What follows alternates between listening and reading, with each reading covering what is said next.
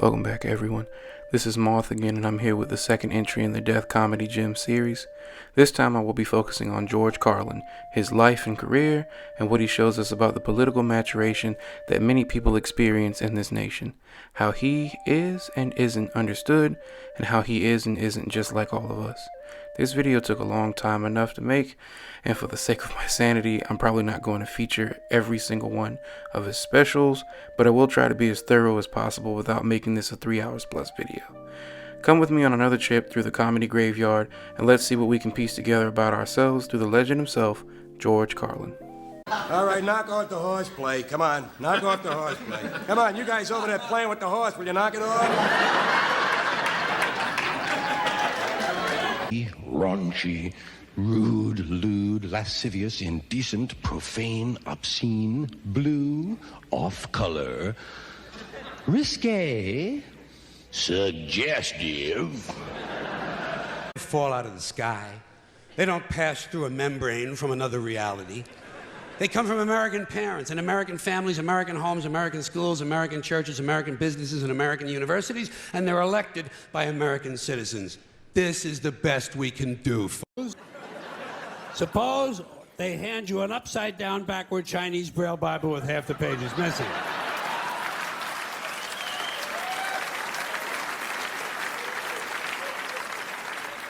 At what point does all of this stuff just break down and become just a lot of stupid shit that somebody made up? They fucking made it up, folks. It's make-believe.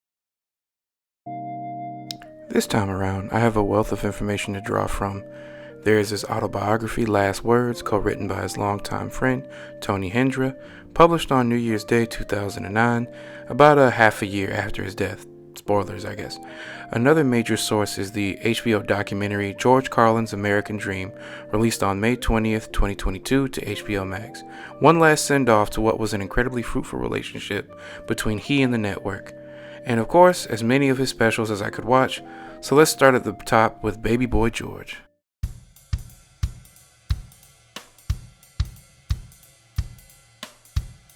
Let's get the basic stuff that you could look up online out of the way. George Dennis Patrick Carlin was born in Manhattan, New York on May 12, 1937. His father was Patrick John Carlin, a lush with lots of charisma. His mother was Mary Carlin, a very religious, very repressive figure in his life. It often felt like he would use her to define what he isn't at all times. From jump, George was a contrarian. I don't mean the modern embodiment of that term, where people are just disagreeable for the fun of it. Carlin genuinely did not seem to be on the same page as many others of the time. Take, for example, his relationship with black people. Wherever he was, whether that be his hometown of Morningside Heights, just south of Harlem, his time in the military, or his later life on the West Coast, he often sought out black folk to hang out with. Black people in the audience, don't roll your eyes. This has a point. This is not one of those, "Ooh, I have a black friend" situations. Let me cook. George didn't just seek out black people because it was the cool, countercultural thing to do. He just wasn't very comfortable around the conservative, upper-class white folks that in many ways resembled his mother. He didn't make a grand spectacle of having black friends, and he didn't view it as a badge of honor. From the way he tells it, he's always had a respect for the black experience and black people's perspective on life, as he felt it was closer to the true slice of reality. If some still find this racist in some way, I'm open to that perspective, but I'm interpreting his words to say that he hung out with the brothers to feel more at home, and even if you find that an uncomfortable notion, you're entitled to your opinion. I'm doing all this hand-wringing to try to make the point that he didn't hold anti-establishment views just for show. They were a result of his upbringing by a conservative Catholic maternal figure who tried to protect him from the diversity and commingling of mid-20th century New York. George also often aligned himself with the working-class, lunch-pail Irishman who would frequent the bars and stoops he grew up around. He would dedicate a lot of his early material to these hard-hat types, doing impressions of them in his original acts. A major positive figure in his early life was his older brother, Patrick Jr., technically a half-brother from his father's earlier marriage, but he didn't do all that half-sibling nonsense. Respect. Patrick Jr. was very mischievous and would get kicked out of school often, but he wasn't really a bad kid, and it was more misbehaving than malice from what I understand. Their father, Patrick Sr., had a habit of getting drunk and abusing his wife and older child, and this made Patrick Jr. not only act out in the ways he did, but he was also very protective of George. and when he wasn't off in boarding school or in the military himself, he kept his little brother close, showed him love through their shared adolescent deviousness, something George never forgot. Patrick Sr. would pass in 1945 when George was about 8 years old after a brief period of sobriety. Carlin never saw his father much, but from what I just said about the man, I think we can all agree that was probably for the best. However, Father Carlin did impart one thing in the young George before his passing, and that was his gift of the gab. Through his parents' on-again, off-again relationship, where he would watch his father sweet-talk himself back into Mary's good graces after another alcohol-filled tirade, George would seem to absorb the lesson that words can be quite persuasive on their own, and that being able to speak well could cover up a lot of nonsense, as well as it could highlight positive qualities. George more explicitly credits his mother's love of words and wordplay as inspiration, but while she gave him the academic foundation, I'd argue his father's extracurriculars as a drunk, not even his job as an ad man, gave him an example of the applicability of syntax, diction, and prose. Despite the role that pranks, wordplay, and dark humor played in his early life, George's original goal was not to become a comedian, but rather have comedy serve as his entry point to movie stardom. This wasn't uncommon at the time. Comedy was just supposed to be one tool in your belt in early Hollywood. Comedian wasn't really a singular profession, but more of a hat you wore when the time called for it and put away when it didn't. Carlin got his entertainment start in 1959 over radio after getting out of the Air Force. Early on, he would meet Jack Burns, and the two of them would float around a couple different radio stations together before deciding to make their comedy union official. They eventually found their way in Hollywood, where what would be considered a minor miracle today happened. These two were in Hollywood all of 5 months and became instantly successful. Carlin would do impressions of the two big comedy stars at the time, Mort Saul and Lenny Bruce, and it just so happened that they ran into Bruce after recording a show at the Playboy Mansion. And just like that, because he liked their act, he endorsed them. I'm not even sure if calling this an overnight success does justice to the speed at which the duo ascended. They rocketed into the limelight out of nowhere, essentially, something that every starry-eyed teen from Oregon to Maine has dreamt of for over a century, usually with disastrous consequences, not dissimilar to the previously mentioned rockets. But speaking of disasters and consequences, the minute they dipped their toe even mildly in the political arena, they were chastised for it. After experiencing success with the Burns and Carlin duo, Hugh Hefner would set up a show in Chicago where Joe Kennedy, the father of JFK, was in attendance. The show did not go well. Impressions were still popular at the time, and an impression of JFK was part of their routine. Carlin and Burns would learn the hard way that conservative, small letter C conservative, politicians don't have much of a sense of humor about themselves or their families. Kennedy Sr. was basically stone-faced the entire set and claimed to have left early. At the time, Carlin didn't even consider himself or their material all that political, and this is where we get interesting and focus on the deeper message I want to convey in this video. I'm spending a decent amount of time talking about George Carlin's early career for a very important reason. Despite this probably being the part of his life that his fans are least interested in, this part of his life is where most people are actually most similar to George, not his flowery rhetoric of the 70s, nor his raw aggression of the 90s. At this point in his life, political consciousness is bubbling inside of Carlin, but it's just a simmer. He has some opinions, largely informed by his upbringing and environment, but they're not even close to crystallizing into something solid because he's kind of just going along and trundling through his career. And despite how much people like the later versions of him, they're really more like the 1960s George at the end of the day. The point of this video is not just to retell his life. There are plenty of videos on just his life and of course his book. The point of this video for me is to show how George and his comedy serve as a great case study of how people mature politically in America, or rather how they don't mature. At this early phase of his life and career, I would call him politically agnostic, if not borderline apolitical. He has different ideas and wholesome beliefs, but there is hardly a firm ideology at this point. He is reacting to different political and social stimuli. He's not filtering his opinion through any pre-established ideals. But this is not only what the likes of talk show hosts of the era in Jack Paar, Merv Griffin, Mike Douglas, and their audiences wanted 60 years ago, but it's also what people want now. People want to return to this mythological time where everything was tame, clean, and unpolarized on its surface, but this ignores the reality of this time at the deeper depths, and the comedy reflected that. No art has ever been non-political. The only difference is that people are more aware of that now than they ever have been, and in the past, and want to return to that ignorance. Let's go back to the Impressions trend that Burns and Carlin rode for a while.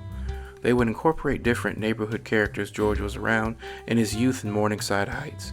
It was all good and well when he was spoofing cops, barkeeps, and Irish American husbands and dads, but there was always friction anytime he would deviate from jokes that kept things safe and familiar for waspy, middle America types.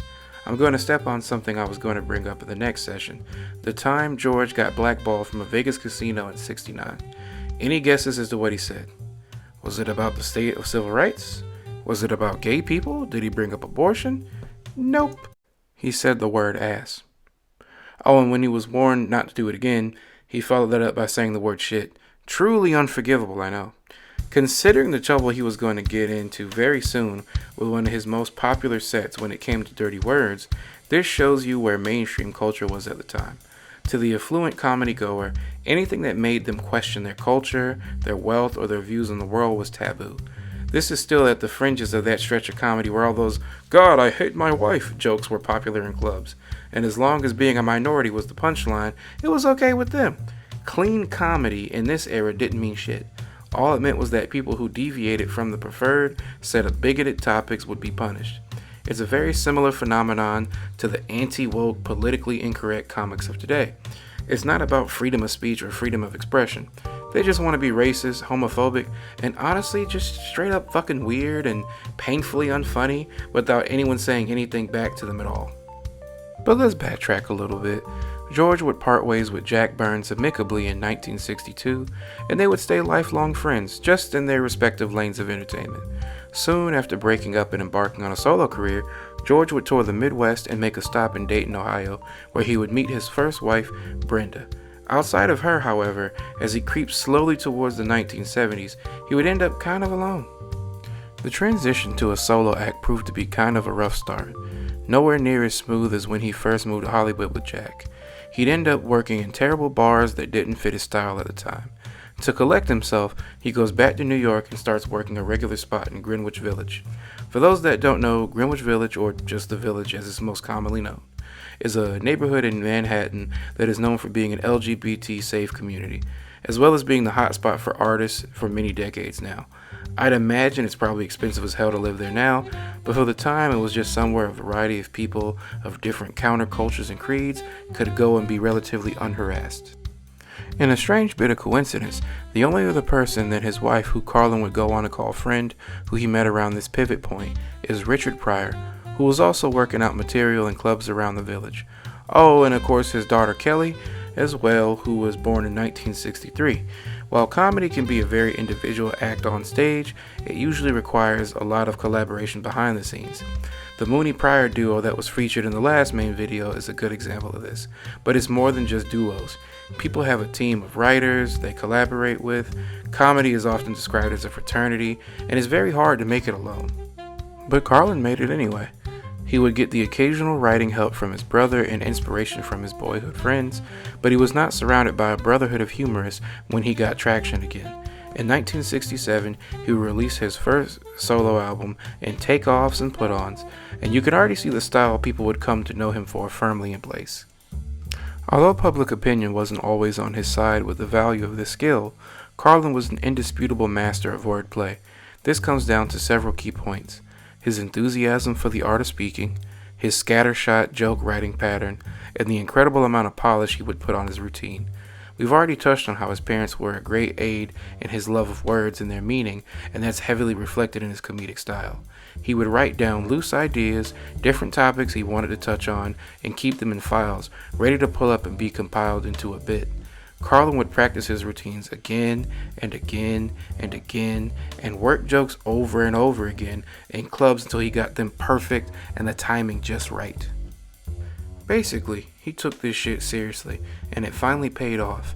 Finally, he was starting to cross over into movies and going through the talk show circuit on a regular basis. He was about to make it to the big time. But was that what he wanted? The biggest blessing in disguise was him not being good at acting right away. His first role in movies did not go well by his estimation, and his skill as a thespian was far below that of his comedic chops. I don't think he was terrible or anything, but it wasn't up to the standard that he set for himself with his comedy. So acting proved to be a small setback in the typical comedy to movie star pipeline of the 60s. What else was happening in the 60s? Political movements that resulted in political assassinations, the war in Vietnam, the fight for equality across all classes, creeds, colors, and corners, the abandoning of the Hays Code of censorship in '68, the resulting hippie movement of many of these actions. The world was changing, and it was asking George to pick a side. Was he to go out with the old or in with the new? Today, no one would call George Carlin a conformist by any stretch of the definition. He was wearing his clean-cut, clean-shaven, and sharply dressed persona, but it didn't fit how he felt inside.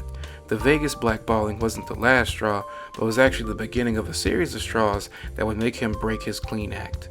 George would drop acid for the first time in October of 1969. Like many before and after him, this would have a profound impact on him, both good and bad. Carlin never shied away from drugs and alcohol, and while I wouldn't call this a gateway in the sense that it made him indulge more, it more so opened his eyes to just how miserable his work was starting to make him.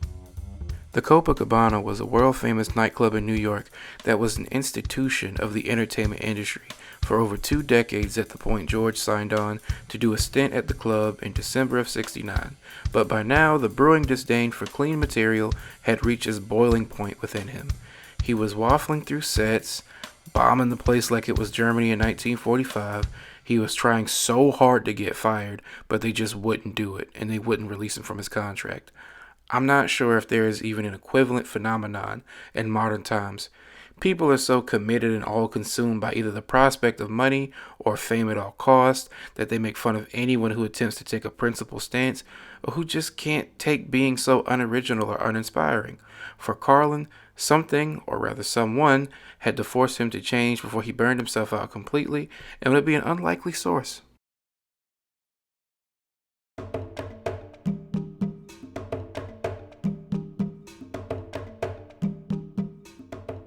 Seeing the state her son was in, Mary Carlin of all people was the person to tell George to be himself.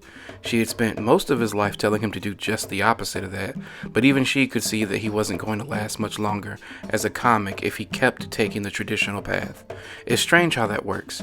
I'm sure everyone else could see that he wasn't fit for the mainstream style of comedy anymore, but it took his mother, oftentimes his biggest opponent, keeping it real with him for Carlin to feel finally safe enough to move on to what he felt comfortable doing. It's like a coworker you hate actually being concerned about your health and taking you to the hospital to get help. If they care, it must be serious. So with his mother's seal of approval, he relented and became George 2.0, hippie edition. He grew a beard, let his head hair grow long, ditched the suit and tie for bell bottoms and cocaine, and just like that, he was reborn just in time to start the 70s. This is a large point of divergence between society and Carlin. People very rarely choose the path of even moderate resistance, and it's even rarer that people choose one that's not completely self-serving or harmful. Don't get me wrong, George is going to get into some shit throughout the rest of his life that I think is bad both objectively and in my own opinion, especially in his personal life, but I think he ultimately isn't just doing comedy for the money, and whatever negativity comes out of this stretch of his professional life, it gets rectified somewhat later. But let's dial it back again and hone in. Finally, George was performing as his actual true self on stage. I think more than his prim and proper past or his brash and bold future, this era of Carlin is arguably his most natural state. He's not glossing over topics, nor is he marching defiantly into conflict. He's using his skill with prose to cut things up neatly, not blowing things up with dynamite. Something I never noticed about Carlin until doing this video. He's very slight of frame. A lot of comedians can be quite physically imposing, either being much taller, much larger, or more fit than you initially would think, but in George's case, once he takes off the suit, he's kind of a little guy, even by the standards of the time. This doesn't make him any less expressive, and it doesn't hurt any physical comedy he does, but it reminds me of one of the things Mark Maron has been talking about on podcasts for the past few months. Comedy isn't really supposed to be for jocks. It's not supposed to be the cool kids table at lunchtime. Jockey, big man on campus humor does work and can be quite funny. I mean, just look at early Chevy Chase, John Belushi, and all their contemporaries as good examples. But you lose a lot of the nuances of the art form, and it kind of reinforces a different kind of sterility and conformity, just not the kind you get in the 60s. I bring this up because Carlin mentions having some apprehension about being considered one of the cool kids after a few decades of being the class clown and the prankster. In the 1970s, there is an argument to be made that the counterculture more aligned with general social sentiments at the time than mainstream culture did. Think of how decades are memorialized once they're gone. The 1950s are about post-war prosperity, for some, but definitely not all. The 1960s were about change. The 80s were about glitz, glamour, and excess. The 90s are about grunge, street culture, Bill Clinton conservatism, and the golden era of hip-hop. People kind of skip over the 70s, and they'll say it was because of economic strife and stuff like the gas crisis and another ramping up of political assassinations. But I would argue that because people like Carlin were popular, but complete nonconformist at their core, it's not an era that corporations and advertisers can spend as easily. The best they can come up with is disco, but notice that they only play like the same 5 songs over and over again because everything else was drugs and sex metaphors or protest music. You can't really sell Pop-Tarts with Gil Scott-Heron's spoken word playing in the background. There was a constant push and pull in George. He liked the idea of finally finding a tribe, but he had grown so accustomed to being a free bird and not having associations that could drag him down. Besides, being popular is quite fickle, and he'll get to know that fairly soon. But it wasn't the fame that I think gave him apprehension. It was being labeled as a part of a larger group. This is a very important part of Carlin, and it might be central to the very core of his being. He seemed to truly detest being labeled, whether that be politically, comedically, socially, whatever. It goes back to not just his love of words, but his reverence for them. He, more than maybe anyone else in comedy, understood the confinement that labeling oneself anything places on someone. Most people worry about failing to meet expectations or the monetary consequences of picking sides or naming collaborators, but I think with George, it just comes back to freedom. Once you label yourself anything, people have primacy bias. They can't see you as anything other than that, and when you either change your mind or cannot live up to the standards of the group, they turn on you. The people who are paying attention may start to connect the dots and thinking that I'm talking about cancel culture, and while I am, my take on it is a lot more nuanced than at first glance. I respect the spirit behind cancel culture, and I think 99 times out of 100, when modern comedians complain about it, they're honestly just full of shit and trying to cover for bad jokes, but the roots of it is more puritanical than progressive. Basically, people aren't trying to bathe offenders in healing light, but rather prefer to burn them at the stake. Carlin understood the power an audience has, and since his audience had gotten a little younger after gaining his new form, he switched up how he treated them, trying to foster some goodwill and buy-in from this mob of people, since the last mob he was used to was very unreceptive. You see him start to talk more directly to the crowd in his next few specials, FM and AM in January of 1972, Class Clown just a few months later of that same year, and Occupation Fool the following year. This triumvirate of comedy records would shoot him to the moon, and the cursed crown jewel of the set was his skit, The 7 Dirty Words You Can't Say on Television. So what are the 7 dirty words? Huh? What the fuck is that?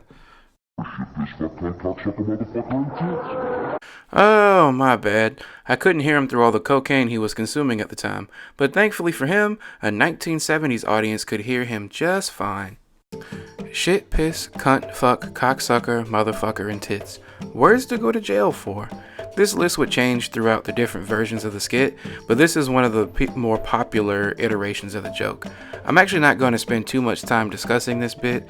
Everyone who studies and watches Carlin has combed through it and analyzed it to death at this point, including the man himself.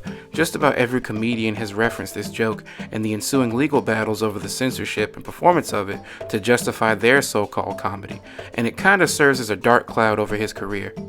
Ultimately, yes, he had the moral high ground the entire time, and history would prove him right in the end, but as we see today, It opened up a Pandora's box of sorts, and now anytime a comedian says something salacious or commits the real cardinal sin of comedy, which is not being funny, they just keep falling back on this fake persecution narrative that is honestly so tired.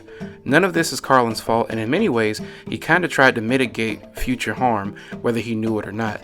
In the material that I've listened to so far, he doesn't actually harp on it all that much. He never paints himself as a victim, and not in a machismo, a real man is never weak way, but in an accountability way.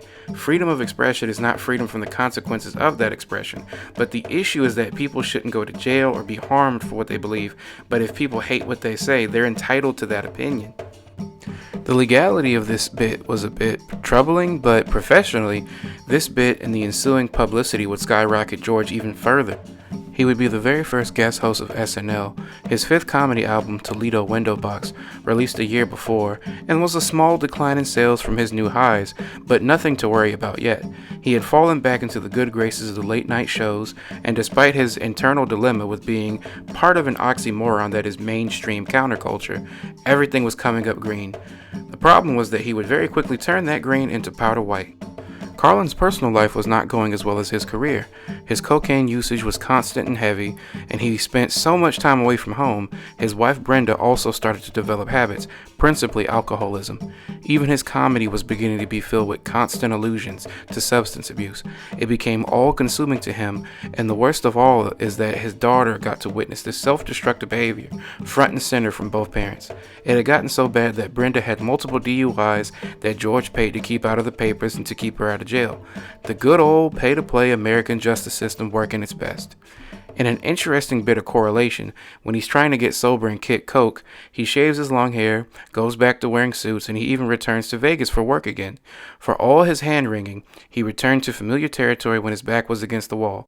This also mirrors his political maturation, or rather devolution.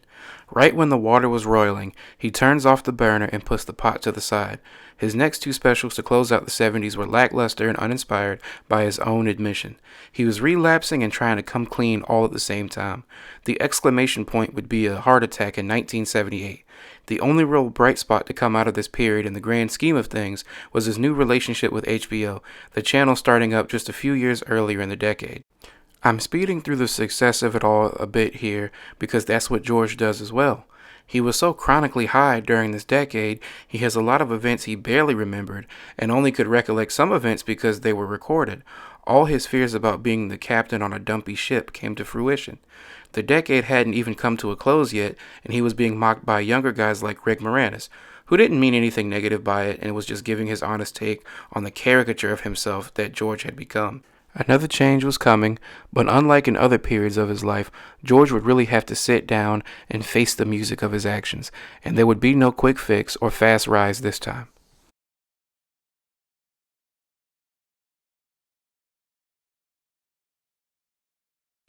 When many of us are at our lowest, someone usually comes along to right our ship, to help us through choppy waters. That tugboat isn't always guaranteed to lead us to safety, but if the intention is there and the execution and timing are just right, we can find safe harbor. Jerry Hamza would be the man to lead Carlin back to the port so he can wash up and set sail again. Hamza was not a Hollywood guy. Hamza worked in the country music world alongside his father, but after seeing Carlin perform, he took an interest in his career and saw further potential where others might have seen a washed-up, druggy comic. I just want to pause in the video for a moment to appreciate that phenomenon. Shout out to all the people in second marriages right now. Sometimes it's just easier to start fresh with somebody else. Somebody who hasn't seen you at your worst, eating a Whopper off the shower floor, drunk off your ass while your daughter films you for the world to see. Also, shout out to everyone who knows what I'm referencing. But anyways, before Hamza could get to work on George, George had to help his wife get out of her own spiral. Brenda was basically on the verge of death from her alcoholism and drug abuse, and to make matters worse, George's mother was living with them, fueling Brenda's addiction both through her words of decay and her drinking right alongside Brenda. He would move Brenda into a rehab facility and move Mary back to the East Coast. Despite being given a very grim prognosis, through grit, determination, and the aid of her family, Brenda would recover, but the scars of both her isolation and drug-assisted melancholy would not fully go away. In the midst of all this is their daughter Kelly, who I feel like I haven't talked about much, considering how much of a source she is for a lot of this information. but that's because my take on her upbringing is pretty simple. George was a shitty father. He only intervened in Kelly's life when absolutely necessary, like when she had an abusive boyfriend and he threatened him with a baseball bat. He loved freedom to a fault, giving her as much as he could and not really realizing that at her age, that's actually just dereliction of duty and low-key child abandonment in a way, not freedom. He was an absentee parent who was more focused on his career and putting bricks on the table to feed his habit more than keeping track of his family or their finances. Oh yeah, and speaking of finances, the IRS ran up on him for not paying his taxes. I don't want to alarm anyone, and I know this may be shocking to some of you, but it turns out that people who are on coke all day every day tend to not be very good with their money. I know the Wolf of Wall Street makes it look like it gives you special powers of advanced financial finessing, but in George's case, his super debts were his kryptonite. And if he didn't do something soon, the only cape he'd be wearing would be the cape to keep him warm on the sidewalk after they repossessed his house. But in comes Jerry, the real hero of the story if there is one, to save Carlin from himself. The drugs were something Carlin would have to handle on his own. He wouldn't stop completely, not yet at least, but he would curb it significantly from his highs. Next came George's tax situation. Jerry wanted George to grow again, but he didn't want him to starve. Hamza would make sure he did enough shows to make steady payments to the IRS, but not too many so he had time to transform his material. Then there was the matter of George's health. Interestingly enough, whenever you quit drugs on your own, without any sort of plan or outside assistance, you can shift from one dependency to another. George would get in a car accident at some point in his comeback touring. He never gave a specific date or year for this. As he was leaving a gig he was nervous about in Toronto and driving all the way down to Dayton, Ohio, his wife's hometown. The car was fine, but the mountain of beers he drank on the way there probably blocked his view, and he ended up in a ditch. He was bruised and almost did serious damage to his face, but he was ultimately fine. But the fun doesn't stop there. Another shocker for the wide-eyed among you, but cocaine is kind of bad for your body when you do a lot of it, mainly your heart. And George would have his second heart attack in 1982 at a baseball game. This one was bad enough to almost kill him, and they just barely got him to the hospital in time to save him. All this is important context to another rebirth of Carlin to come, the version of him that is most beloved today. To put it bluntly, all this shit he's been going through, self-inflicted or otherwise, would tend to make anyone quite angry, but this was especially the case for George. IRS debt, marital problems, paternal shortcomings, drug issues, career and confidence rebuilding. All these things by themselves would be a pain in the ass to deal with, but when you combine it all into the old pot of political awakening and put it back on the boil, the pot starts to spit everything out and the stove catches on fire, and George Carlin was absolutely seething in the flames. It's important to note that he didn't blame the government or American culture for his issues. He knew he caused them all himself and didn't conflate one set of problems with another, but he did let all this fury swirl together. Even when the success started coming back to him and Jerry's master plan was all coming together, the rage didn't go away. Let's get back to the material for a moment. In 1982, George would release Carlin at Carnegie on HBO, which was mostly material from the 81 album A Place for My Stuff. This was very much in the vein of the 70s him, and it kind of felt like him clearing the decks of old material before he would build his new persona. Next came Carlin on Campus and Playing With Your Head in 1984 and 86, respectively. From here, the albums and the HBO specials would mostly have the same name and be released in the same year. These two albums are very emblematic of his transition period. He's really shedding the skin of the 1970s him who got him in so much trouble in every facet of his life, and he's putting on the rage suit piece by piece. In these two, it still has a light feel to it, and you can tell the audience is confused. They're not quite ready for this new version of him, but he's priming them for it. Another important note is that both of these specials were filmed in LA. I mentioned in my Tight 5s and 10s video on Mooney, check it out if you haven't already, how venue and location matter a lot in comedy, and this is especially true for someone like George, and how his view of the crowd and crowd work constantly evolved.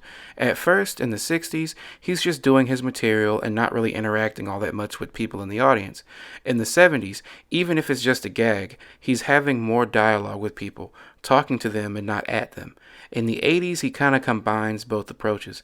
He very clearly has care for for the audience and isn't just looking to offend for offense's sake. But he also isn't going to let the spontaneity of the crowd slow him down. In the 60s, he was a slick coupe cutting through traffic. In the 70s, he was a VW bus like his character in the Cars movie, just floating through and picking up who he could. By the mid-80s and going into the 90s, yo, this is ironic. There's a fire truck passing right as I'm about to compare him to a fire truck. What the hell? Screw that. I'm keeping that in. That is too much of perfect timing. As I was going to say, by the mid-80s and 90s, he was a fire truck with all the sirens blaring and going full speed ahead, although he was more like a Fahrenheit 451 fireman, replacing the water cannon with a flamethrower. And LA doesn't like fire, both figuratively and very much literally, the latter of which is understandable, but the former is more of a preference. You have to understand the makeup of the average LA crowd at the time. A lot of them are either in entertainment or looking to be in entertainment. A lot of them are tourists from the Midwest just looking for sterile, middle America material. Many are often kind of just trying to kill time, and the key thing for all these demographics is what's hot. Whoever is the poppin' comedian at the time, they're going to get the laughs, and George just wasn't at that level at the moment. Meanwhile, in New York, unless you're Spider-Man or Rudy Giuliani immediately after 9/11, not current Rudy Giuliani, just about everyone is ready to boo you at a moment's notice, but that also means that they're ready to cheer just as loud, if not louder. I'm not really a New York guy, but I will defend them as one of the real comedy meccas. To keep the fire metaphors going, New York is a forge for comedy careers. Many have melted away and been reduced to scrap metal on those New York stages, but just as many have been molded into fine jewelry and sharp weapons. And with these tools and jewels, George was complete. He made the decision to reveal himself, not like that, to the world in New York City. Not just the place of his birth, but a place that was always at the center of his personality. And after grinding out show after show and building himself back up in all manner of ways, he was finally ready to put on a masterclass.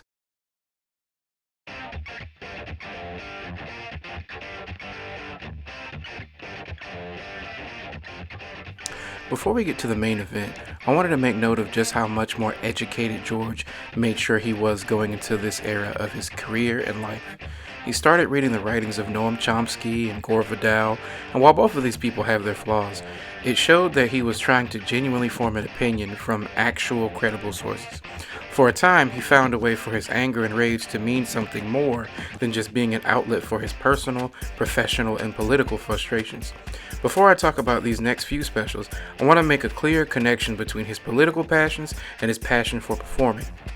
Nothing adds more potency to a performance. God, I've been listening to him too much. I'm alliterating all over the place. Nothing adds more potency to a performance quite like conviction.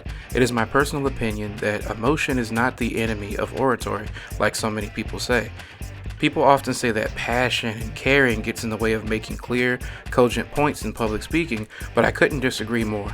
The true Carlin stands among you may be saying right now, wait a minute, Carlin didn't believe in anything. He said he removed himself from caring about the world in that interview with Charlie Rose. And to those fans I say, wait a goddamn minute, I'm building to that. In any case, on to what are considered his best specials by many, starting with 1988's What Am I Doing in New Jersey? Unlike FM and AM back in the start of the 70s, his show in Jersey skipped past dipping his toe in and was a cannonball headfirst into his new, highly irate George. Right from the jump, he opens with a line about Ronald Reagan and the criminal acts committed by his administration, and immediately, you can see that we're dealing with a man who has lost his filter. Ironically, despite his ledger now having a substantial item line dedicated to paying back his taxes to the government, he felt freer than ever and would be subtle no longer. It's important to note that he's also no longer even smoking weed at this point. He'd never be completely clean and sober, but I'd argue this perfect combination of mental acuity, physical strength, political awareness, and linguistic sharpness was only ever possible in this narrow band of time for him. What makes this era so amazing is that it combines all his best traits as a comic and is sustained for almost a decade. It's hard to compare this time to other fields without it sounding like hyperbole, but it's like Kobe and Shaq Lakers, or I guess because he's Irish American, I should probably compare it to the Larry Bird-led Celtics. Sometimes, through the ups and downs, things have a way of coming together at the right time, and that's what this time represents for Carlin. Up next is Doing It Again in 1990, and he's really pushing it now. The crowd now knows what to expect, and they're getting into it just that little bit more, but there is still a bit of apprehension on their part. I think he pushed the bounds of the audience just a bit too far for that era. He made jokes about sexual assault, feminism, and he really started going at the sentiments that the crowd held sacred. I have my own opinion about whether these topics can be funny or not, but what's more important in the context of analyzing his career is that people were still holding back. He was nailing the material, and his wit and wordplay were as sharp as ever, but there is still a certain grace to saying inflammatory shit in your act. It's a thin line between crassness and edginess, and everyone has their own opinion of where that line is. Crucially, he responded to what he saw in the crowd. Instead of just crying about why people are so sensitive these days, he just shifted the material a little bit. He still would stealthily antagonize the American people, but I don't think it's just a matter of people getting used to his new style. The changes he made between Doing It Again and Jammin' in New York in 1992 were small but deeply impactful. For one, he mostly cut out any buffoonery. He was still animated, but the assertiveness and the force of his prose was backed by a more menacing stature. This is why I never really realized how small of a guy he was. I've watched this special more than any other, to the point where I damn near have it memorized line for line. The way he positions himself on stage from this point on removes any notion that he is just goofing around like he was in the 70s. The second thing he did was keep trimming the fat. Instead of just cramming jokes that the audience doesn't like down their throats, he just cut stuff from the act. Some would call this weak or censorship, but it's what you do as an entertainer. If you're doing something in the theater or film that is meant to provoke, you're not doing it alone, and the setup of the medium makes conveying deeper messages through shock and awe more palatable. Comedians sometimes forget that not only is it just you on that stage by yourself, but that the art form can be not just anti-political, but is anti-subversive. Basically, once you say it, it's in the ether. Whether your words were on the fringes of acceptability or at the center of the zeitgeist, someone is going to latch onto it. If the majority hates your material and all you're left with is a bunch of diehards and zealots, you're probably spouting some bullshit. Now, some may be saying, well, didn't he go against the mainstream when he left clean-cut Carlin for hippy-dippy Carlin? The difference there is that he shifts his material to a younger audience, playing to the next generation during a period of significant social change. The only new crowd he would have been appealing to with jokes about rape in the 90s was a bunch of bros and chads that didn't align with his beliefs and personality. At the end of the day, an artist must stay true to themselves, not just changing for change's sake or just to make money. Carlin would grow to be quite cynical about life and people, but he didn't play with his comedy career, for better or worse. More on this in a minute. Jammin' in New York and Back in Town in 1996, for me at least, are tied for his magnum opus. It's his My Beautiful Dark Twisted Fantasy and Watch the Throne. It's his Mad Villainy and Food. It's his Inglourious Bastards and Django Unchained, although I'm open to debate on that last one. The only bit that doesn't age well is the one about people recording everything. Not because he didn't have a point, but more so because no one below the age of 50 today would agree with him. Whether he's right or not, it kind of has an old man yelling at cloud feel to it, unlike the rest of that free-floating hostility part of the special. Believe it or not, this was the least interesting period of his life to examine. There really isn't much to say other than the comedy is brilliant, he listens to what his audience doesn't want to hear to a degree, and it's a stellar example of how to both master a style, market and promote it, and execute on stage and in interviews. I had the least amount of notes and thoughts here. There isn't much to say other than bravo. Sadly, for every good there is some bad. In the middle of his renaissance in 1991, he would suffer yet another heart attack, his third cardiac event. But his heart was not the only thing ailing his family. His wife Brenda would have difficulties treating cancer as a potential side effect of her previous substance abuse, and this would prove to be fatal in the end. On May 11, 1997, Brenda Hosbrook Carlin would die from her battle with liver cancer. George would remarry 6 months later after to Sally Wade, a fellow comedian, but make no mistake, he did not callously move on. He never says it or makes any correlation to it, but I think this broke him in a way that he didn't fully understand or care to acknowledge. You'll notice that the thumbnail has 4 Carlins in it, not including his transitional period in the 80s. Some may say, isn't End of Life 2000s George not all that different from 90s George? For me, while it isn't exactly night and day, there is a very clear difference between these eras. For me, despite him taking on more movie roles and television spots at this time, and all around being a more collaborative artist in the twilight of his career, he was changed by the passing of his first love. Stephen Colbert said it best in the HBO documentary. He wasn't just angry anymore. He was resigned. He was mean. He was just done. He wasn't a Republican or a Democrat or third party aligned. He's no longer asking interesting, probing questions. He was now a nihilist.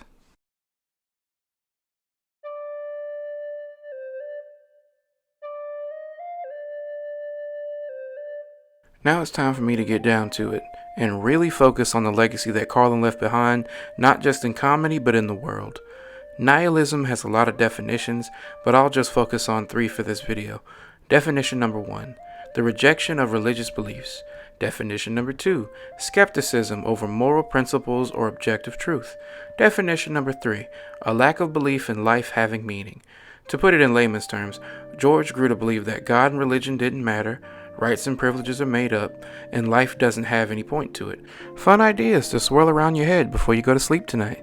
There were hints and glints of these beliefs surfacing once he re-emerged in the mid-80s, but for his last 4 specials, it would be put on Front Street. The first shot fired in his war on caring was let out in his interview with Charlie Rose in 1996, in the lead-up to Back in Town. It's only 16 minutes long and is worth a watch. The highlights are his complete lack of care for anything in society, good or bad. He thinks grouping together in any way immediately turns us into morons. He has no faith in humanity anymore, if he ever did, and he actively roots for things to get worse for the entertainment value.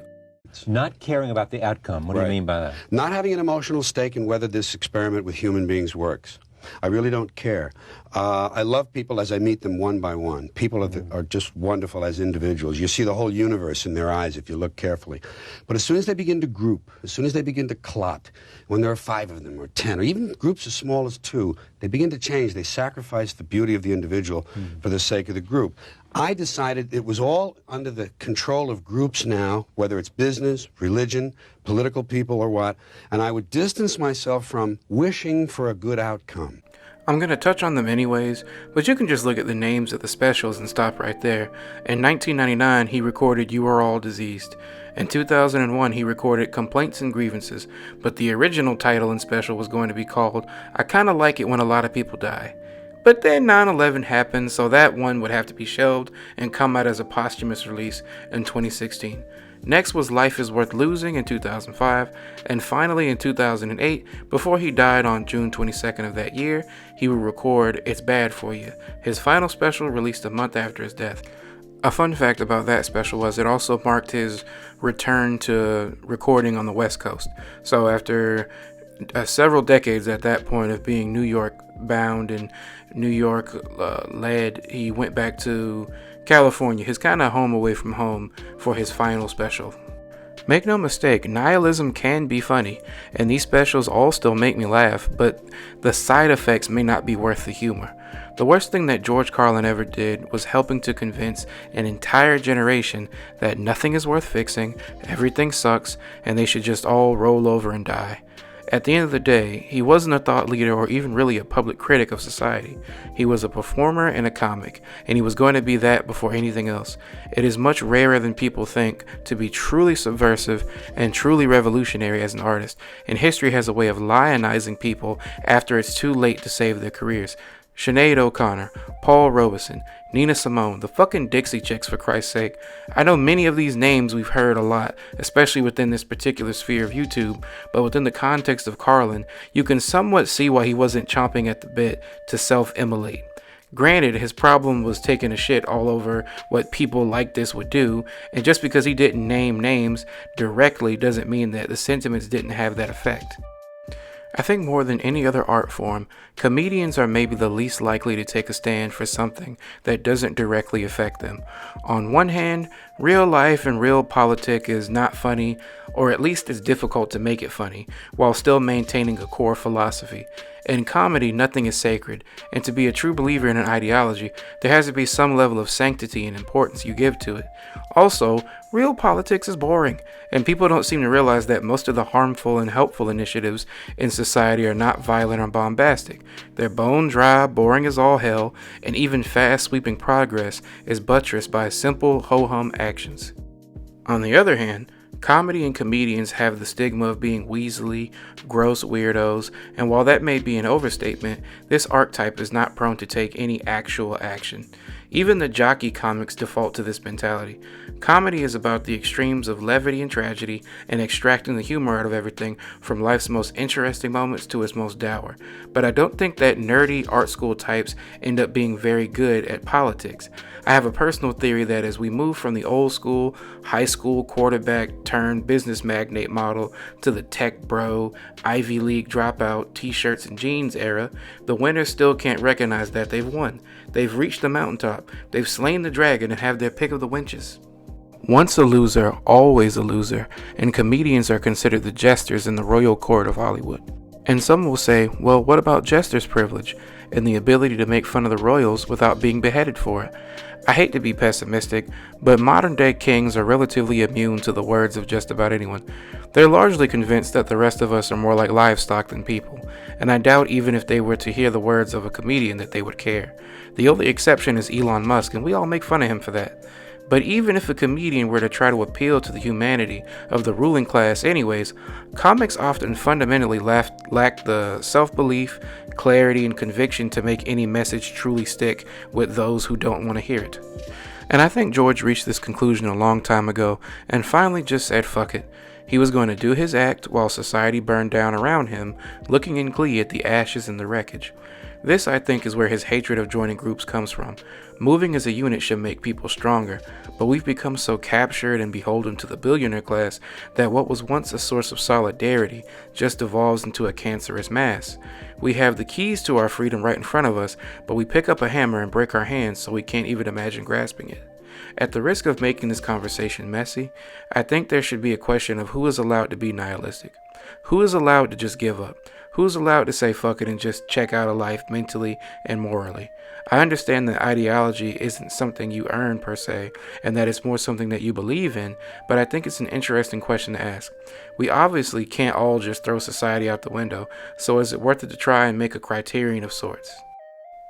By the way, I just wanted to make a note here that some of you who are familiar with this concept of philosophy know that it didn't originally mean what it means now, nihilism, but I'm just using the definitions that people more commonly use now, not the textbook original meaning that didn't have quite the same level of negative connotations. I think Afro-pessimism is a legitimate philosophy rooted in history, and you can even see little hints of it in George's act. It's not necessarily a nihilistic or doomer philosophy inherently, but it can kind of lead someone down that path if they're not careful. Afro-pessimism at its most basic is understanding that no matter what black people do, we ultimately do not control our fates, and that anti-blackness is so ingrained globally that the social order of the world would have to collapse for any chance of equality to happen. You know, a nice concept to introduce to your kids at breakfast. It goes a great deal deeper than that, but I just want to focus on how this connects to nihilism. I think it would be easy to draw a line between some elements of Afro-pessimism and nihilism. If nothing you can do can lead to positive change and growth, why do anything at all? I don't think that the scholars who believe in Afro-pessimism or the original scholars of the concept of nihilism saw it or see it as a doomsday cult, but rather want to impress upon people, for lack of a better term, how fucked up the world is, not just for black people, but really anyone who doesn't believe in the established powers of society. Crucially though, Afro-pessimists don't advocate for just doing nothing and watching everything crumble to shit. George Carlin didn't earn his nihilism in my opinion. Not really. At no point in his writings or his documentary do I recall him ever trying to actually do anything to improve the world around him unless it related to his family and friends. And I'm not talking about starting a non-profit or donating some money. His family gave to two different charities upon his death, the American Heart Association and the Thomas Jefferson Center for the Protection of Free Expression. But both, of course, were things he was directly concerned with in his life. He tried nothing and declared defeat. No problem solved, no solutions attempted. And I'm not the only one calling Carlin selfish here. Again, I default to the book where he says the same thing. And make no mistake, even after all this criticism and deconstruction, I am still a huge Carlin fan. But fandom doesn't mean that I have to just blindly kiss his ass and act like everything he did was good and he was a god. He was a shining example of excellence within his field, but like many entertainers, the man off the stage was deeply flawed, and even his artistic expression had significant issues upon a closer look. Carlin made a cardinal sin in his analysis of the world, its problems, and the futility of trying to make things better. He thought everyone thought like he did and wanted what he wanted. He struggled to see things for what they were, choosing to default to the most negative representations of humanity at every turn. I know he experienced some incredible lows and misfortune, and I've talked about them at length here, but at no point does he seem to recognize that it was his relationships that really buoyed him while he was taking a dump on collective action. He started as a duo with Jack Burns when he first made it big, with a co-sign from the great Lenny Bruce. His first wife Brenda was very involved in his early solo career, making his press kits for the road. His daughter Kelly got him and his wife to get clean from drugs. His mother and father gave him the love of language. His brother Patrick was his guardian and early inspiration. Jerry Hamza revived a career that other people saw as dead in the water. Sally Wade came into his life when he was grieving. Shit, his longtime friend Tony Hendra literally helped write the book on Carlin. None of these people had to do a damn thing. Outside of his mother, father, and maybe his daughter later in life, no one had a moral obligation to help him. He credits so many people for his success in the book, but doesn't see the incongruity in his end-of-life philosophy. This makes me question how much of his nihilism was performative, how much of it was a bit, and how much of it was real. An interesting question, but honestly it's ultimately immaterial, because clearly enough people today believe he was genuine. This next part is a bit of a stretch, but I've made a couple of those already, so what's one more? Remember that thing that happened in Utah about 2 months ago, by the time I finally released this video? Well, before that happened, I was workshopping ideas for this script, and one idea was to call it George Carlin, the comedy to shooter pipeline. Then that happened, and I went in another direction, because I might one day show my face on here, and I want to not have that coming back to bite me in the ass. To touch on it just a little bit though, whenever you keep repeating to people over and over again that life has no meaning, everything is pointless, and nothing is sacred, they tend to not develop the most level-headed thoughts. Nihilism tends to attract a certain depressed, hopeless, and possibly incelish crowd in online circles. And whether he truly would have cared or not, these types of people view his comedy as some sort of sacred text. If you take away people's will to live, they're not afraid to die. Oh, and they have lots of guns to vent their frustration through, because America, the land of the free ammunition and the home of the semi-automatic rifle. To start to close, I go back to the boiling politics pot metaphor I've mentioned throughout. For George, it started as a simmer, then turned into a swelter, and right when things stood a chance to really get cooking, right when the pasta was getting to be at least al dente, right when it seemed like the eggs were soft boiling, he turned the stove off, threw the pot in the trash while still ripping hot, cut the gas line out the back of the stove, and lit a match while he waited for the fumes to fill the room. He wound up saying a whole lot while simultaneously not really saying anything of substance. This is what modern comedians think is the height of political commentary and comedy. Just say what's easy to say, both sides are wrong, the current president is always dumb, and as long as I get mine, I'm fine. I've been comparing Carlin to the modern comedy landscape throughout, and I usually paint him in a positive light, but honestly, his political abandonment basically led to the way comics do absolutely nothing and want a cookie for it now. They think it's cool to stand for nothing, and while it's fine if you don't have any political agenda in your art, they don't get to also claim virtue points for their political passiveness. Just being a comedian and going on stage and performing in and of itself is not a political act. It is a profession. You can throw politics in there, but you're not some arbiter of free speech or all this other bullshit they like to paint themselves as. You are a person with a fucking job. That is really where it starts and ends, and everything else is up for debate. Again, all opinions have consequences, but that's not any different from the rest of us, because you choose to still stand up every day and go do that for a living. So you should really act accordingly and stop bitching whenever people hold you accountable for saying flawed things publicly. It took me so long to make this video, I actually got to add a concept I learned watching former Wisecrack host Michael Burns, who now has his own channel you should check out. He was talking about meta-modernity. To keep it as brief as I can, there are 3 philosophical movements that we have all directly experienced in our lifetimes. There is post-World War II modernity, which is very basically the idea that we should have morals and values that we share across society. Then there is postmodernism, which says that all those values were bullshit to begin with, and that we should reject them, and that there is basically no point replacing them. Carlin definitely would agree with postmodernism, at least on paper. But then there is meta-modernity that combines the two. It takes the idea of having morals and ideals from modernity and combines it with the skepticism and critical analysis from postmodernism. Metamodernity posits that we should have a basic set of values that we should all strive to achieve, and we should be constantly trying to improve them and edit or remove values that no longer serve people ethically or equitably. I think it's a brilliant melding of the positives of both philosophies while taking care of the drawbacks, and it leads me to these conclusions/solutions. People should try to experience the full breadth of society, in media or otherwise. Don't idolize George. He was a brilliant comic, but a deeply flawed person and an entertainer to his very core, believing in funny over everything and at any cost. In fact, you should take every person's opinion with a grain of salt, including my own. Life is not about living by any single code or doctrine. We can patch things together, but you can't do that if you're only interested in limited views and limited concepts. I won't tell you to believe in anything or to believe that the world can be fixed, but I can tell you that in whatever big and small ways you can, give yourself new experiences.